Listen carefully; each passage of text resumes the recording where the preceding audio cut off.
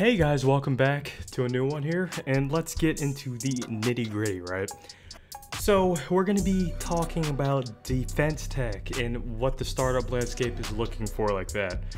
So that's basically any startup that has the Department of Defense and its applications for its core pillars of growth and usage. A little background on your boy: I used to be in the military myself, so this is very near and dear to my heart. And guys, let's just start with like what's going on and what I think what's kind of going wrong in this space, which is crazy. So I'm going to preface this. I'm going to put this little graphic on the screen and I'm going to let it speak for itself, right? So why is it that we spent a whole lot more money on defense tech startups with the past like year and a half compared to the last decade combined? Well, there's a good and there's a bad thing for it. But first, let's dive into exactly what defense tech is, its applications, and why investors and founders could find it appealing, right? So first, I want to preference the exit strategies, the first ones. So in traditional venture capital and financing, you have various kinds, right? You have the merger and acquisition, which is one of the most realistic ones. Obviously, getting acquired is going to be one of the more cornerstones in any exit strategy. But on the flip side, 9 out of every 10 startups actually M&A is what they like to say it. Then one that's a little bit more, I don't want to say impossible, but hard to come by right now is the initial public offering, right? This is about a 10-year window on average where your company can go public, do things with the stocks and all that other stuff. But the thing with defense tech, you have a third one that may not be open to everybody, but this is a government contract, and essentially they still play a hand on the cap table and all this other stuff. You just exit to a government entity and all that other stuff. So I found that rather interesting. And you're gonna see this labeled as a bunch of other things, right? So defense tech, you can label it as dual use, because behind that, a lot of times the founders have to prove a commercial use and a DoD type of usage as well. And this comes across all sectors, but I'll give you an example of a problem that's really popular.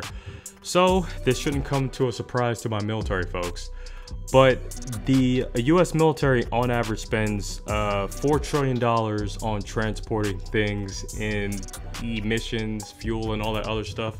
There's a lot of clean tech startups up there kind of tackling this as well. Cybersecurity is always an important thing. And you have the fact that the military still uses Ice Age internet. So these are all like little examples.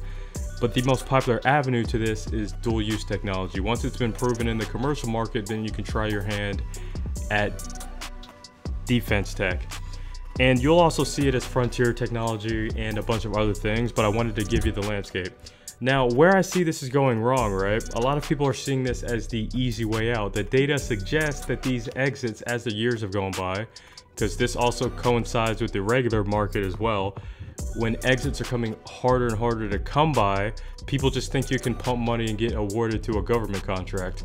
But it still has a lot of due diligence implications, and a lot of people don't realize, yes, the government does have interest in these type of technologies, but like any startup, you still have to be relatively interested in this concept.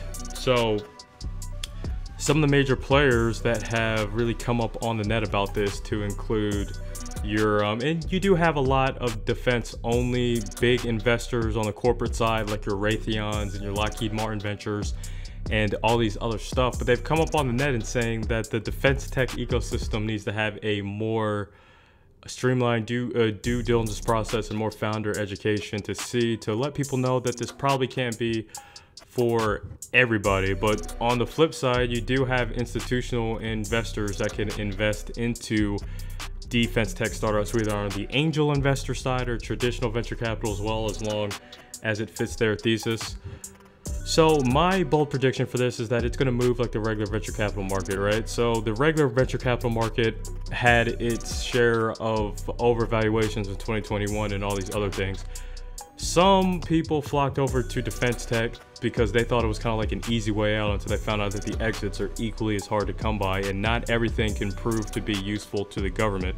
So my bold prediction is that there's going to be market correction of its own in the future, and that's going to be dependent on the trends that it's been invested over the past 7 years, based again on this list again, which I think is absolutely crazy that we spend more than a year and a half on defense tech than we do over the past decade. But yeah, guys, I hope you like this video. This is just a topic that's really near and dear to my heart, especially since I used to be in the military. I kind of know, the technology implications. And yeah, guys, I'll see you in the next one.